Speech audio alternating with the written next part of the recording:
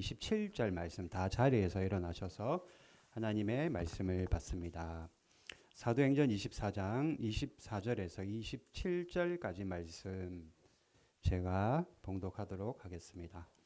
수일 후에 벨릭스가 그 아내 유대 여자 드루실라와 함께 와서 바울을 불러 그리스도 예수 믿는 도를 듣거늘 바울이 의와 절제와 장차 오는 심판을 강론하니 벨릭스가 두려워하여 대답하되 지금은 가라 내가 틈이 있다면 너를 부르리라 하고 동시에 또 바울에게서 돈을 받을까 바라는 거로 더 자주 불러 같이 이야기하더라. 이태가 지난 후 보르기오 베스도가 벨릭스의 소임을 이어받으니 벨릭스가 유대인의 마음을 얻고자 하여 바울을 구류하여 두니라. 아멘. 다 자리에 앉겠습니다. 잠깐 기도하겠습니다. 하나님 고맙고 감사합니다. 오늘도 주의 성의를 지킬 수 있도록 저희들을 불러주시고 또 하나님 말씀 들을 수 있는 시간을 주셔서 감사합니다. 모든 것이 하나님의 감사이고 은혜입니다. 오늘도 하나님 주시는 말씀 붙잡고 한 주간도 힘을 내고 용기를 내어 최선을 다해 나의 삶을 꾸려갈 수 있도록 은총 베풀어 주시옵소서. 예수님의 이름으로 기도드립니다. 아멘. 할렐루야. 자, 여러분 어때요? 신앙생활 하는 게 괜찮습니까? 어떻게 좀 쉬운 것 같아요? 저 개인적으로는 여러분 참 존경합니다. 우리 또 박혜진 집사님도 일본 오신 지 얼마 안 됐는데 아르바이트 하신다고 해서 제가 좀 놀랬고요. 대단하다. 아주 이번 말이 조금 어색하실 것인데 대단하다.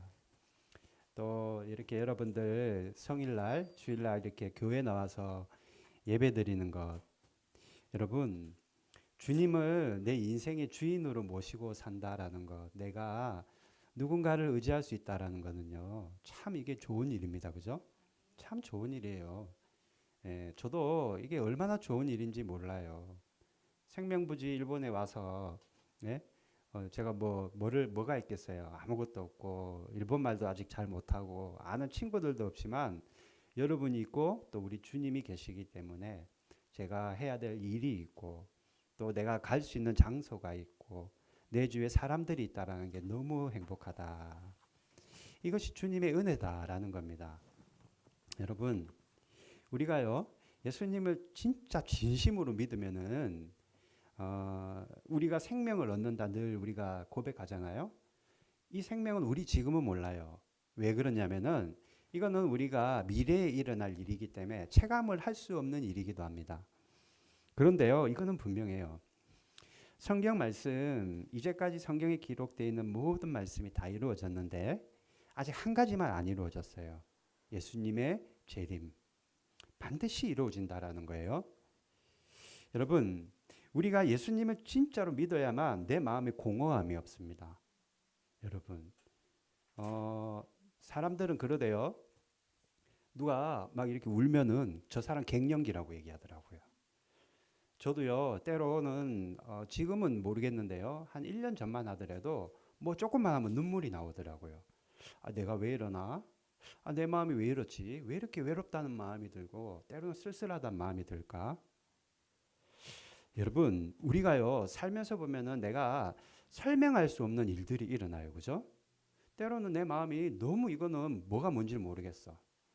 내가 지금 하는 이 일이 정말로 이게 내가 해야 될 일인지도 모르고 때로는 말할 수 없는 고통이 있어요. 슬픔도 있어요. 사람 인간관계에서 겪는 고통도 있습니다. 직장에서 우리 권 집사님이나 정 집사님 직장에서 모르겠어요. 여러분들이 말하는지 모르겠지만 분명히 인간관계에 그런 어려움들이 있을 겁니다. 그런데요, 우리 인생에서 일어나는 이런 모든 이런 일들이 우리가 다 이해할 수도 없을 뿐더러 이거 다 설명할 수가 없어요. 여러분, 사람들은요, 설명할 수 없는 일을 우리는 설명할 수 있는데 어떻게 설명할 수 있느냐? 예수님 안에서 우리가 설명할 수 있다라는 겁니다.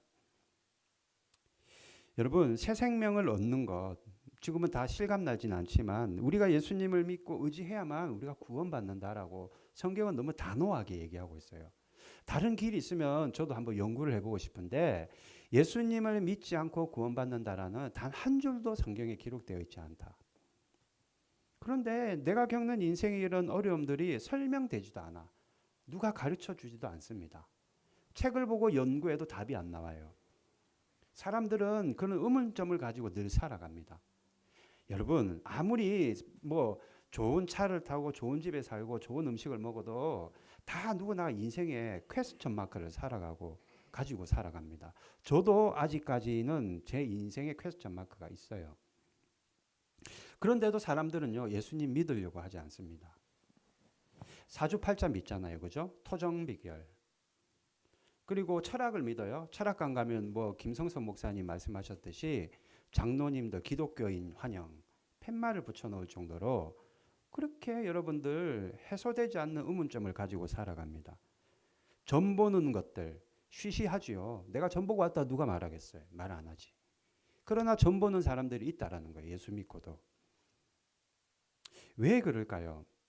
왜 전심으로 예수님 안에서 그런 인생의 퀘스천 마크를 찾으려고 하지 않고 왜 사람들은 예수님을 믿는데 이렇게 주저하는가? 여러분, 제 주위에도요, 제 친구에도 교회 가자면 두드러기 나는다 얘기하는 친구들이 있어요. 여러분들 주위에도 분명히 있을 겁니다. 대부분 사람들은요, 신앙을 가지는 것 있잖아요. 우리의 믿음을 가지는 것. 특히 예수님을 믿자, 교회 가자, 이 교회가 교자만 나와도 두드러기 난다는 사람들이 있어요. 부담스럽다라는 거예요. 두렵다라는 거예요. 교회 가는 게. 왜 그런 무슨 두려움이 있고 무슨 부담감이 있길래 교회 가는 것을 싫어하고 예수님 믿는 것을 싫어하는가? 왜 부담스럽게 생각하는가? 여러분, 대부분의 사람들은요, 예수님을 모르는 사람들은 예수 믿는 거에 대해서 이런 한 가지 오해가 있어요. 무슨 오해냐면 내가 교회 나가면 앞으로는 내 인생에서 포기해야 될 것이 너무 많다 생각합니다. 세상적인 즐거움 포기해야 되죠. 예를 들면 술도 못 마시게 하지요. 흡연도 못하게 하지요. 유흥도 즐기지 못하게 하지요. 게다가 주일날 이렇게 나와서 잠도 못 자고 늦잠도 못 자고 교회에 나와야 된다. 피곤한 일이 뭐 너무 많다라는 거예요. 교회 다니고 예수를 믿으면은. 그래서 예수 믿는 것 자체가 부담이 되고 교회 나가는 것 자체가 두려움이 있다라는 거예요. 사람들이. 그러니까 선뜻 발을 못 디뎌요. 조금만 더 얘기하고 내가 조금만 그분을 권면하면은 복음이 들어갈 것 같아.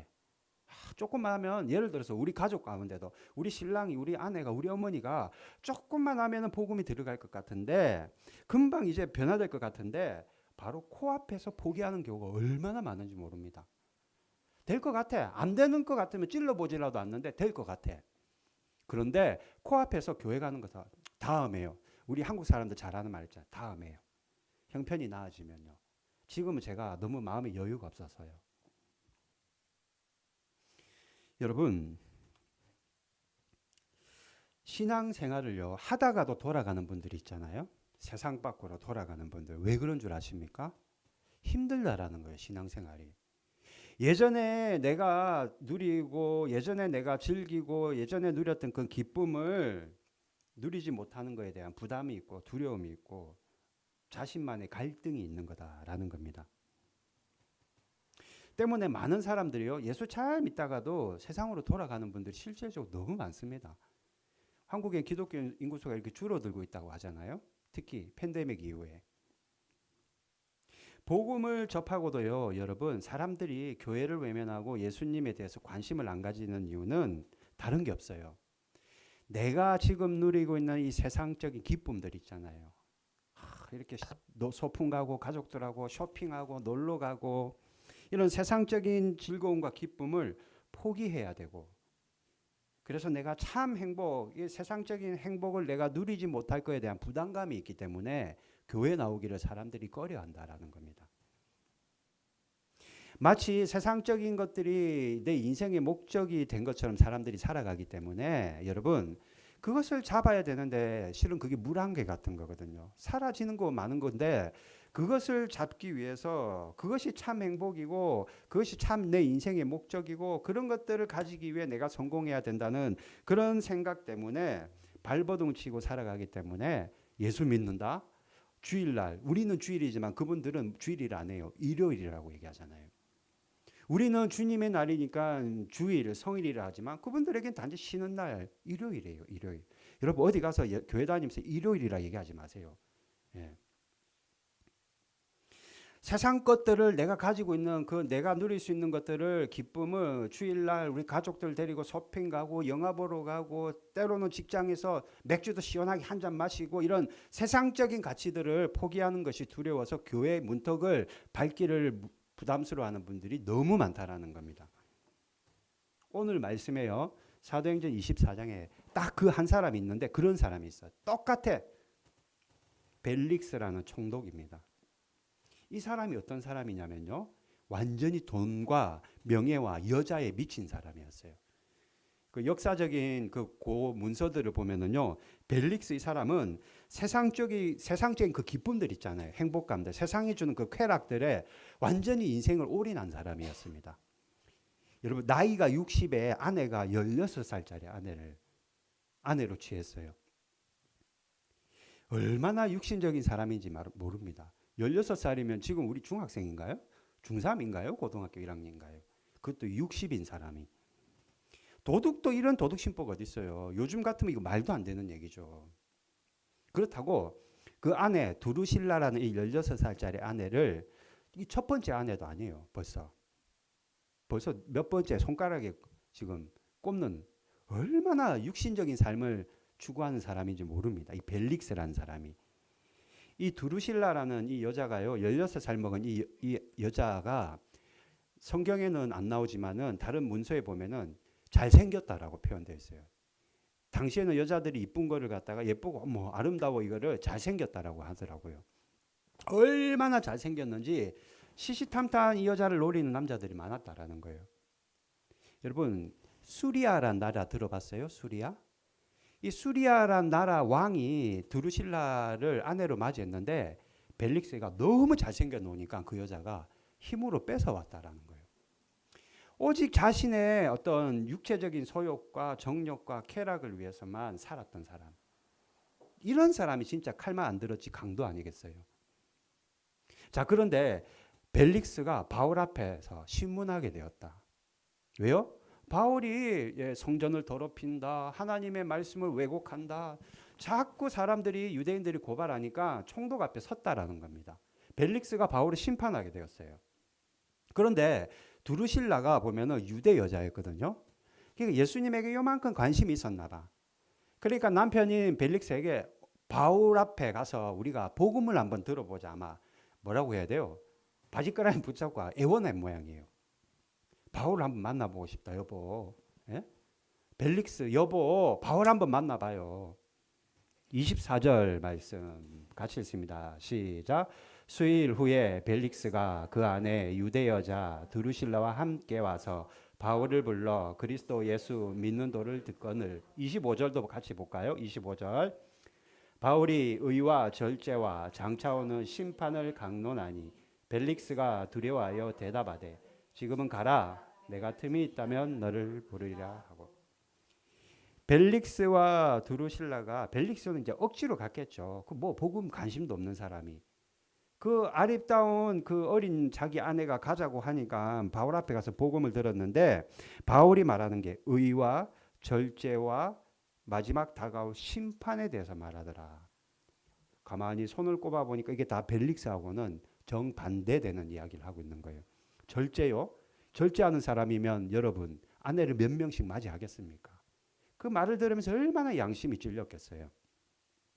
그런데 벨릭스의 마음에 두려움이 들었다. 벨릭스가 두려워하여라고 말하고 있잖아요. 두려웠다라는 거예요. 무서웠다라는 거예요. 왜요? 왜 두려웠을까요? 왜 복음을 들었는데 두렵죠?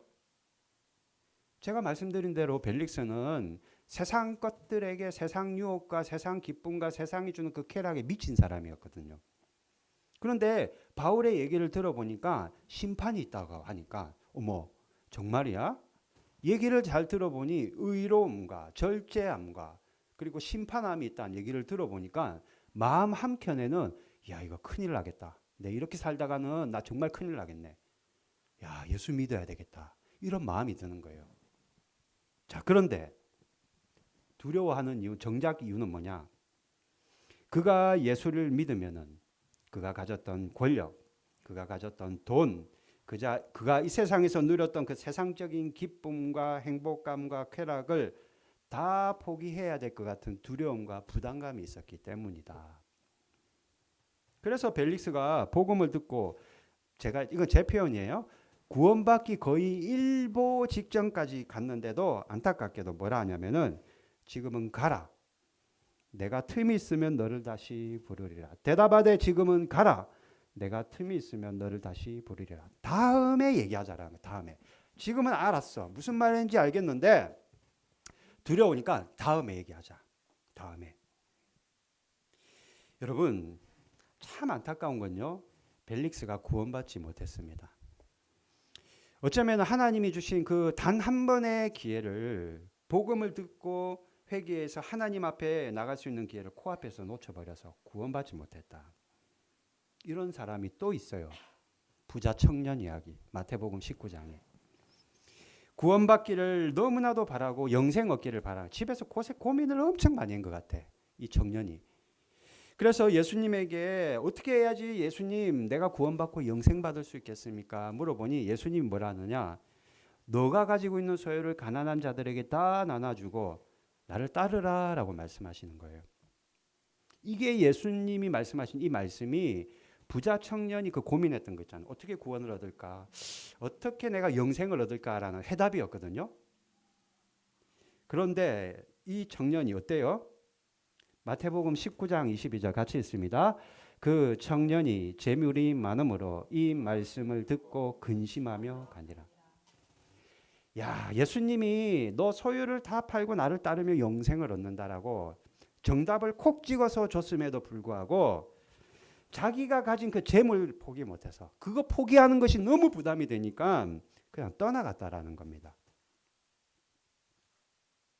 재물을 잃어버릴 거에 대한 두려움, 세상적인 재물을 버려야 된다는 그런 부담감 때문에 답을 듣고도 떠나버렸다라는 겁니다. 여러분, 우리 주위에도요, 생명을 얻을 수 있는 어쩌면 단 한 번의 기회를 잃어버리는 사람들이 있을 수도 있어요.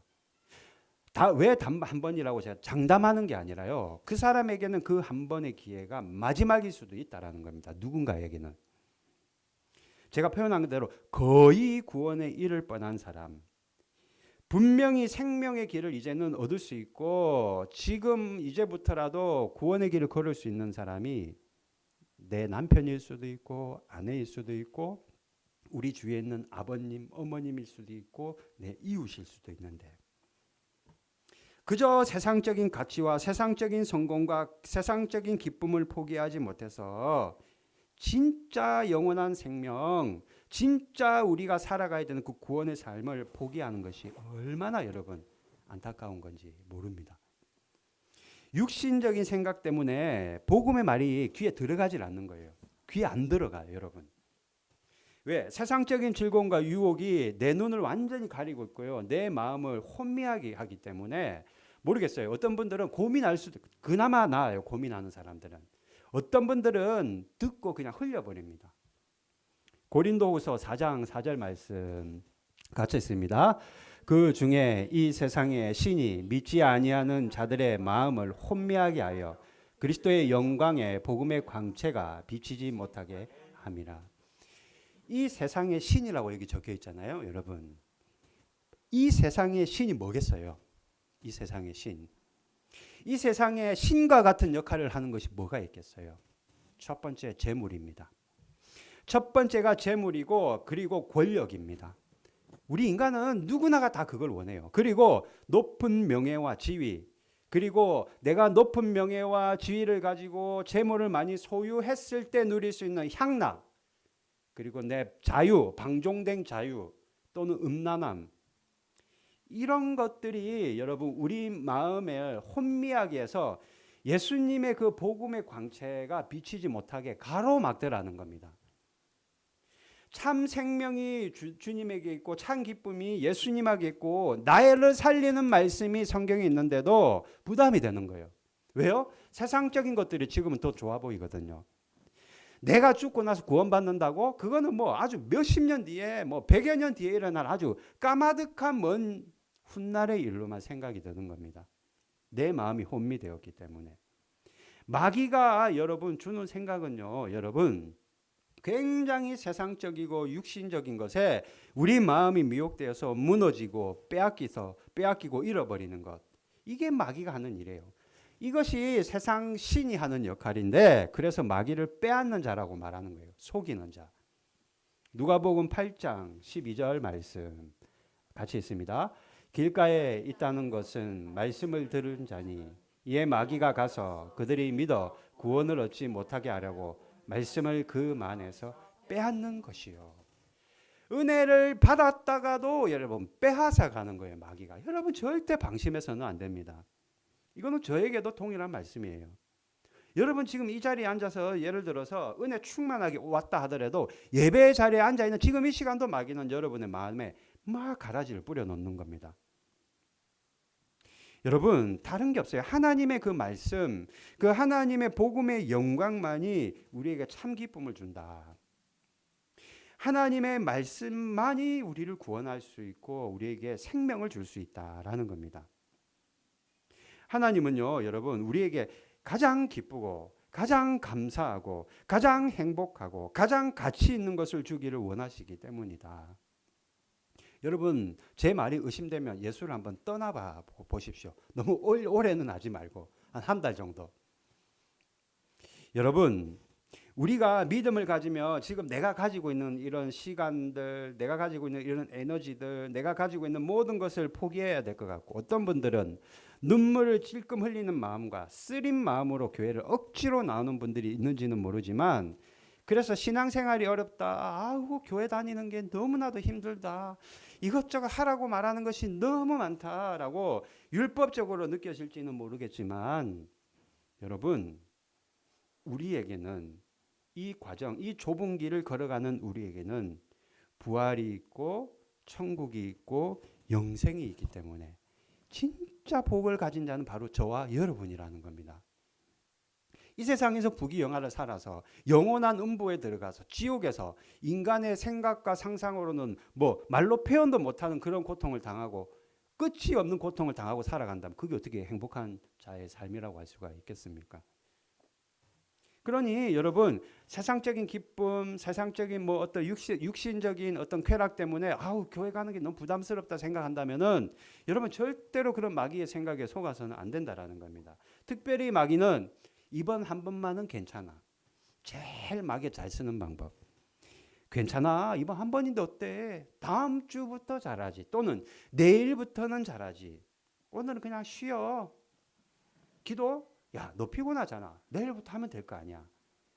자신을 자꾸 합리화시키는 것. 이것을 성경은 가라지라고 말합니다. 자꾸 우리 마음에 여러분 가라지를 뿌리고 가라지를 자꾸 심어 놓는 게 마귀의 일인 거예요. 여러분 모르면 모르니까 당할 수 있다고 하지만 우리는 이미 이것을 알고 있는데 이 전략을 우리가 이것을 알고 있으니까 우리가 적을 알고 나를 알면 백전백승할 수 있는 것이다. 그래서 승리는 내 것일세 우리 찬양을 부르는 이유가 그겁니다. 이길 수 있다라는 거예요. 여러분 세상적인 생각과 가치관과 기쁨과 향락 마귀가 주는 이런 것들에게 여러분 속아서 하나님의 그 놀라운 축복을 빼앗기지 않기를 정말로 간절히 바랍니다. 우리에게 가장 좋은 것을 주시기 원하는 하나님, 특히 우리 한국 사람들 제가 가끔 얘기하는 거예요. 율법적인 하나님, 유교 사상, 뭐 인과응보, 응징하시는 하나님, 그냥 내 이놈하고 벌을 주고 아주 그냥 우리를 호통칠 것 같은 아주 근엄한 아버지의 상, 잘못된 우리의 하나님에 대한 그런 이미지를 버리고 정말로 우리에게 참 좋으신 것을 주시고 여러분 우리에게 사랑을 주신 하나님. 내 새끼는 여러분들 자녀 키우니까 알 거예요. 내 입에 있는 거라도 먹던 거라도 뺏어 주고 싶은 마음이 부모 마음이라고 하는데 하나님은 그런 부모 인간의 사랑을 초월하셔서 측량할 수 없다라는데 그 사랑을 어떻게 저와 여러분에게 최선의 것과 최고의 것을 주시지 않겠습니까? 여러분 아브라함이라는 그 열국의 아버지 예수님이 죄송합니다. 하나님이 떠나라 말씀하셨어요. 두려웠습니다. 떠나라고. 뭘 떠나요? 너가 살던 이제까지 살던 그 고향에서 떠나라는 거예요. 고향에 뭐가 있어요? 내가 살던 집도 있어요. 내 가족들도 고향에 있어. 내가 기르던 가축들도 있어. 경작하던 내 재산도 땅도 여기 있어. 그리고 몸 부비기고 살았던 아웅다웅거리며 살았던 내 이웃들도 다 여기 있는데 떠나래 하나님이. 여러분 왜 두려움이 없고 부담이 없었겠어요? 그런데 당장은 두려움이 있고 부담이 있었지만 하나님이 결국엔 그를 어떻게 했어요? 복의 근원이 되게 하셨습니다. 120년 뒤에 아이고 한두 달 뒤에 홍수 나는 것도 아니야. 120년 뒤에 홍수 날 거니까 배를 지어래. 누구에게요? 노아에게. 이거 여러분 말이 되는 얘기입니까 이게? 네? 하나님의 어처구니 없고 기가 막힌 말씀같이 느껴져서 그럼에도 불구하고 노아가 순종해서 그 배를 만들었을 때 사람들이 얼마나 조롱하고 저 미련한 짓을 하는 노아를 보라고 저 배라고는 한번 만들어 보지도 않은 사람이 설계도도 없이 저렇게 지금 저 헛고생을 하고 있다고 그렇게 사람들이 놀리고 조롱하고 못 살게 굴 때 어떻게 되었나요?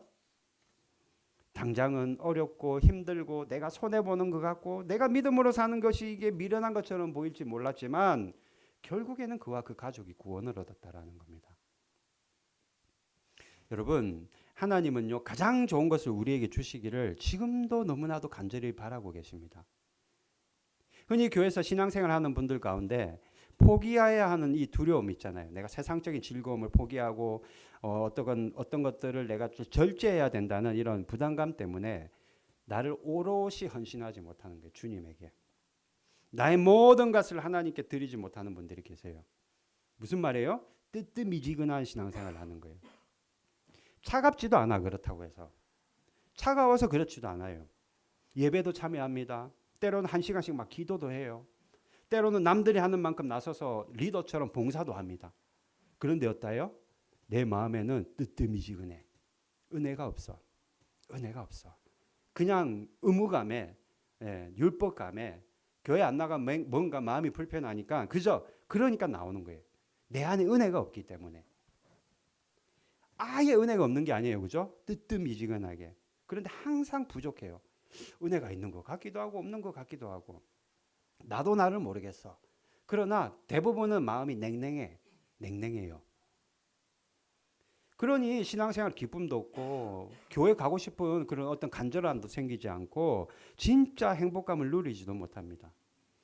여러분 원인이 뭘까요? 원인이 뭐예요? 내 안에 세상적인 것들을 소유하고자 하는 그 욕심이 아직 남아 있어서 내가 완전히 내 삶을 하나님께 오롯이 드리고 나를 헌신하면은 안 될 것 같은 부담감, 그런 두려움 때문에 나를 드리지 못하고 내 삶을 올인하지 못하기 때문에 하나님의 충만한 은혜를 내가 받지를 못한다라는 겁니다. 선한목자교회 여기 출신도 계시지만 밑사남이라면은 남자 성도님들 모임이 있어요. 밑사남. 매주 목요일 새벽에 여러분 남자 성도들만 모여서 함께 찬양하고 기도하고 뭐 그렇게 식사 교회에서 간단한 샌드위치 같은 거 준비해 주면 그거 먹고 아침에 출근하는 거예요. 남자들. 매주 목요일 지금도 하고 있다고 하더라고요.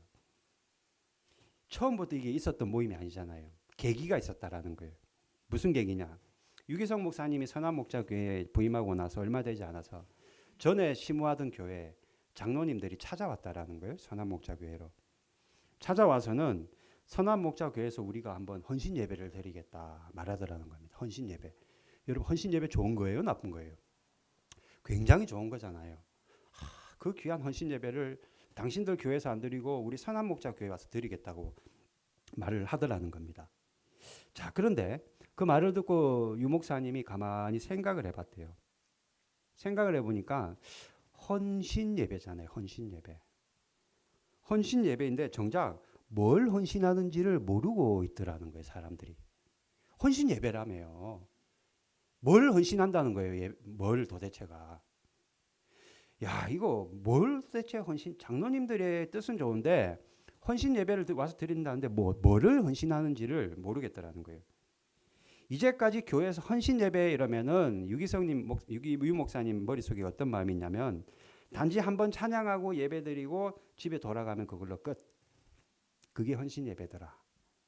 야, 이거는 아니다. 그래서 그 장로님들에게 헌신 예배 오실 때 A4 용지에다가 내가 뭘 헌신할 건지를 적어 오라고 했대요. 예, 이런 종이에다가 1번 나는 뭐를 헌신하겠습니다. 2번 나는 뭘 헌신, 3번 나를 뭘 헌신하겠습니다. 누구 앞에서 헌신하는 거예요? 이거는 하나님 앞에 헌신하는 거죠. 그래서 여러분 아시다시피 장로님들이니까 나이도 좀 있으시고, 그죠? 연륜도 있고 또 신앙도 오래되셔서 금세 제목을 따라락 적어서 오실 것 같았는데 아니더라는 겁니다. 정작 한 주 뒤에 연락이 왔는데 선임 장로님에게 헌신 예배 취소해달라 연락이 왔다라는 거예요. 왜요?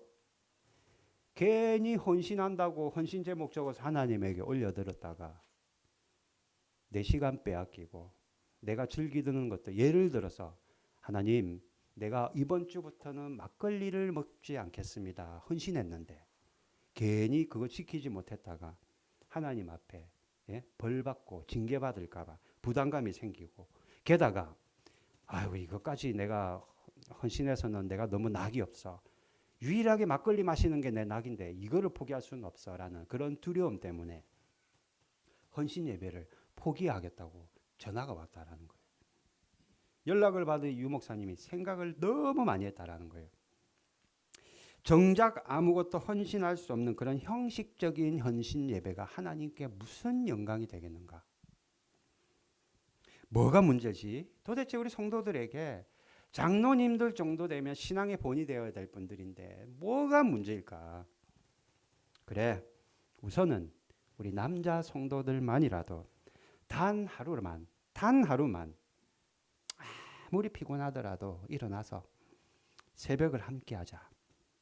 단 한 시간이라도 구별해서 그 시간만큼은 우리가 함께 교제하고 샌드위치도 나눠 먹고 그렇게 우리가 하루를 시작하자. 그래서 매주 목요일 새벽 시간만큼은 그 시간을 헌신하자라고 해서 그런 취지에서 믿음으로 사는 남자들이라는 밑사람 모임을 시작하게 되었다라는 겁니다. 여러분 이게 우리 이야기입니다. 우리 이야기. 우리 이야기고 실제로 저와 여러분 우리 주위에서 일어나고 있는 이야기예요. 장로님들이 왜 헌신을 포기했나요? 왜 헌신 예배 포기했죠? 부끄러워서요? 찬양 연습이 부족해서요? 아니면 남 앞에 서는 게 굉장히 쑥스러워서요? 아닙니다.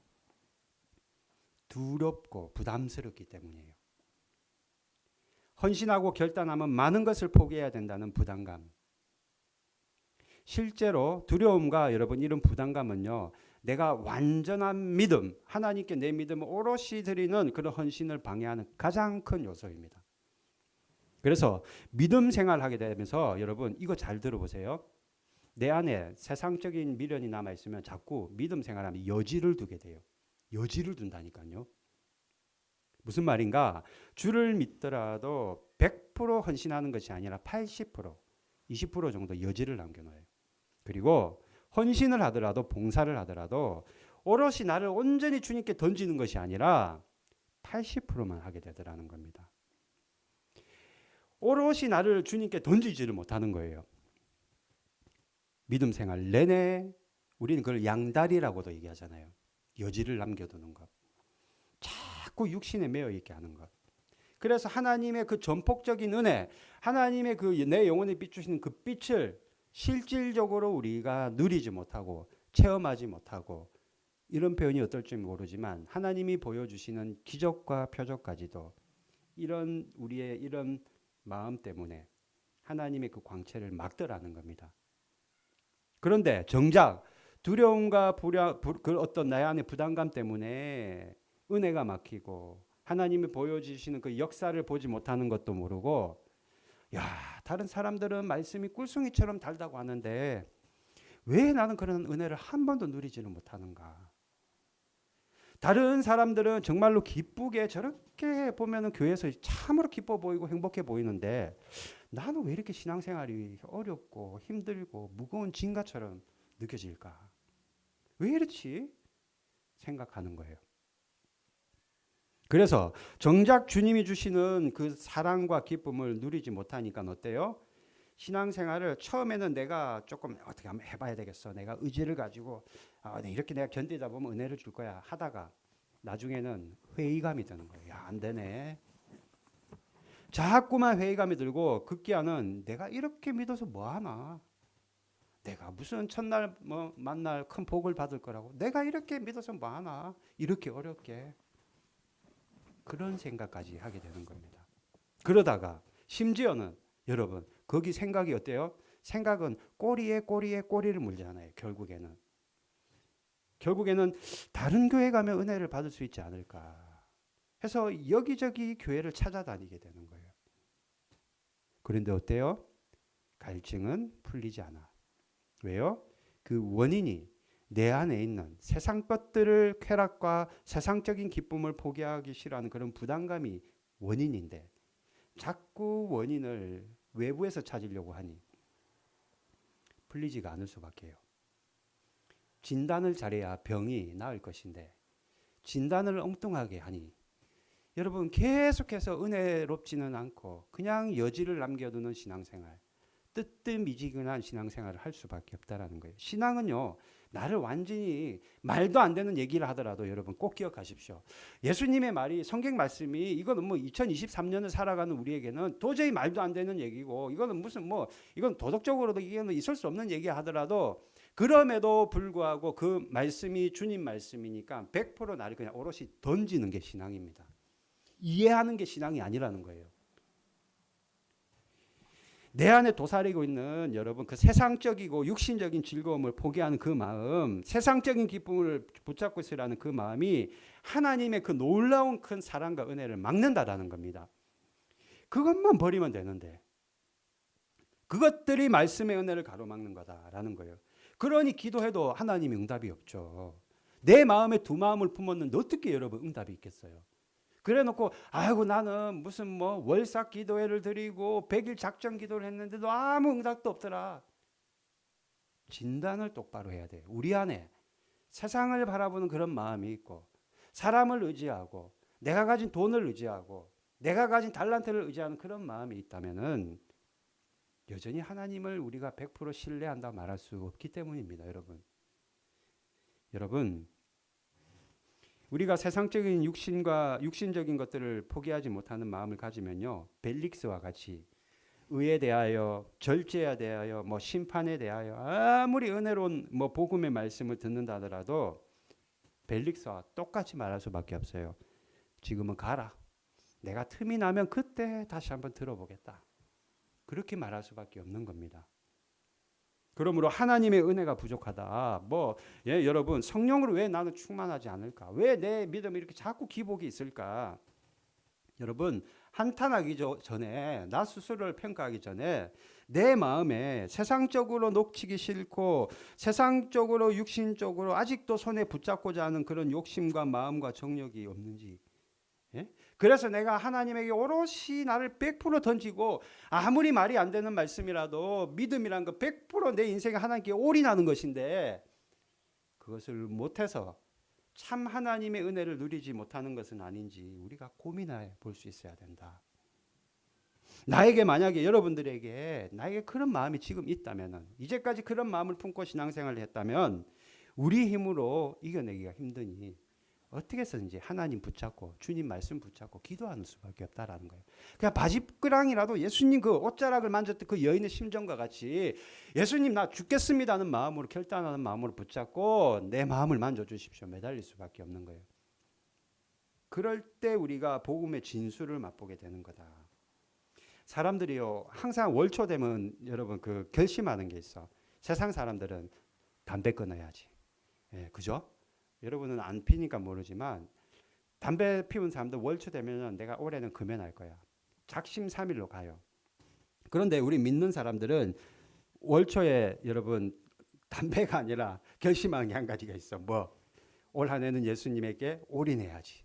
올 한 해는 예수님에게 내가 미쳐야지. 그런데 어때요?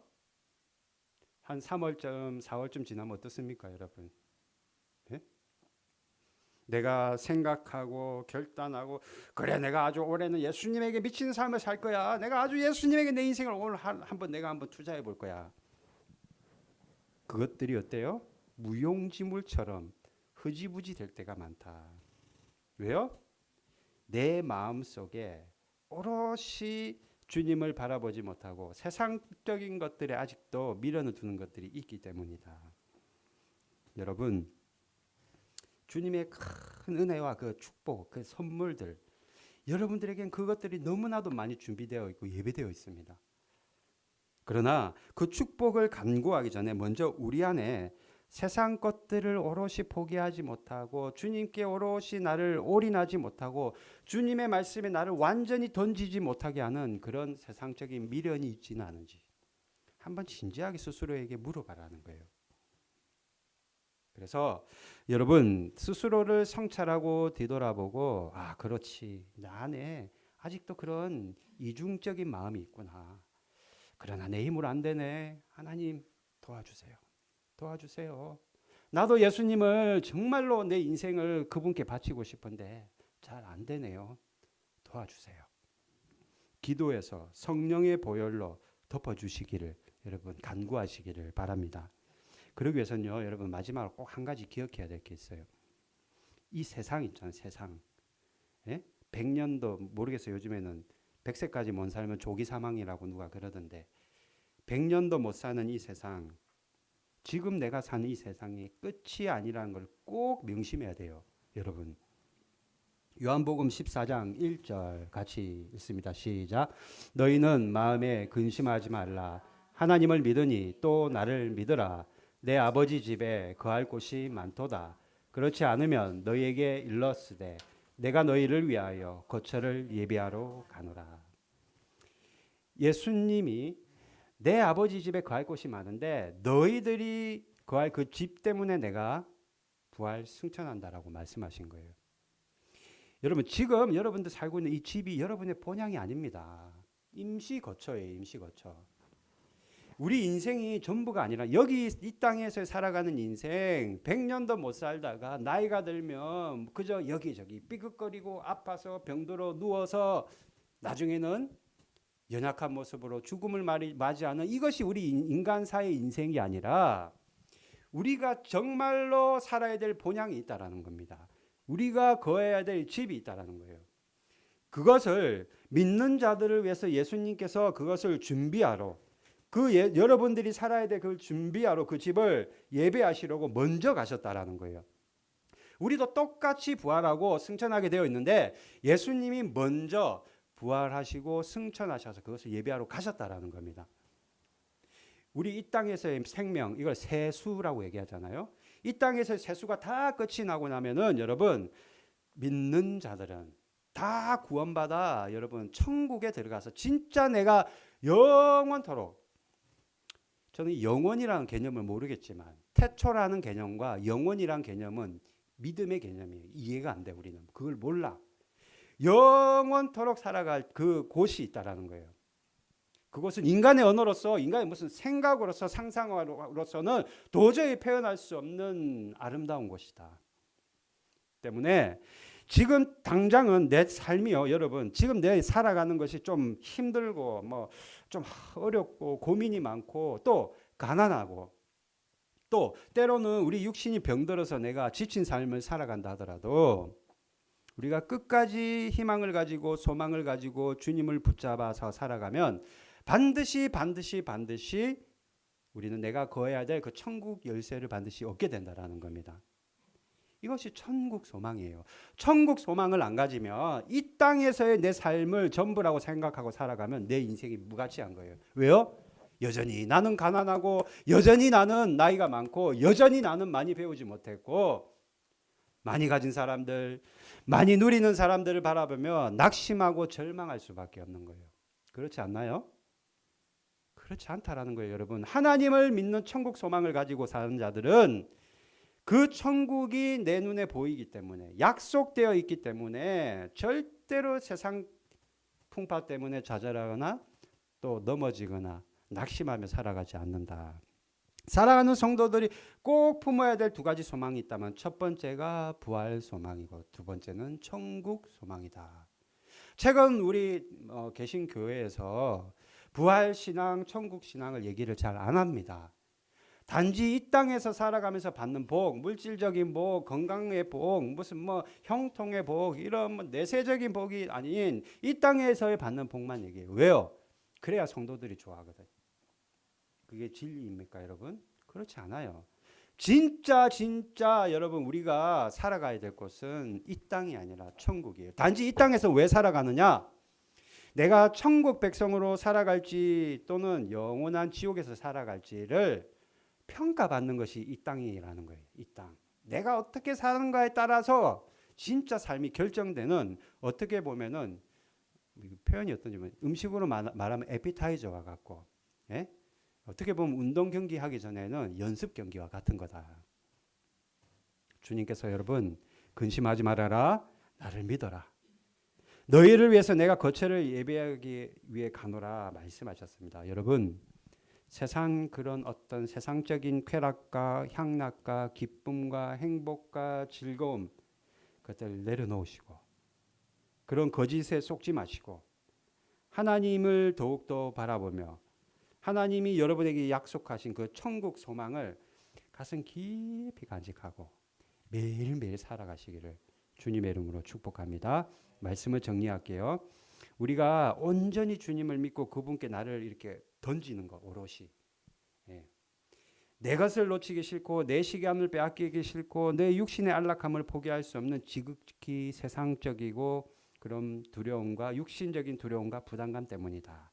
그것 때문에 내가 예수님께 나를 완전히 던지지 못하는 것이다. 그래서 우리가 오롯이 드리지 못하니까 언제나 뜨뜻미지근한 신앙, 은혜가 없지는 않지만 뭔가 부족한 신앙을 가지고 살아갈 수밖에 없다. 두 번째, 절대 그렇지 않다. 하나님은 우리에게 가장 좋은 것들을 이미 약속해 놓으시고 예수님이 그것을 준비하러 이미 하늘로 올라가셨다. 큰 복을 주시고 은혜를 주시기를 간절히 바라고 계신다. 가장 좋은 것을 주시는 하나님이시다. 꼭 기억하시기를 바라고. 그러니 신앙생활이 뭐 힘들다 여러분 생각하지 마십시오. 세 번째, 우리가 이것을 놓치거나 빼앗기지 않도록 언제나 주님이 약속하신 이것들을 빼앗기지 않도록 기도할 수 있기를 바라고. 이 세상의 삶의 끝이 아니다. 여기서 내가 우리 죽고 나면은 화장터 가서 우리 화장하고 나면 후 불면 사라지는 먼지가 아니라는 거예요. 무슨 말씀인지 아시겠죠? 그러니 내 집과 돌아갈 영원한 내 고향이 있고 영원한 내 삶이 있다라는 것 꼭 기억하시고 살아갈 수 있는 저와 여러분 되시기를 바랍니다. 찬양 드립니다. 2343 아무것도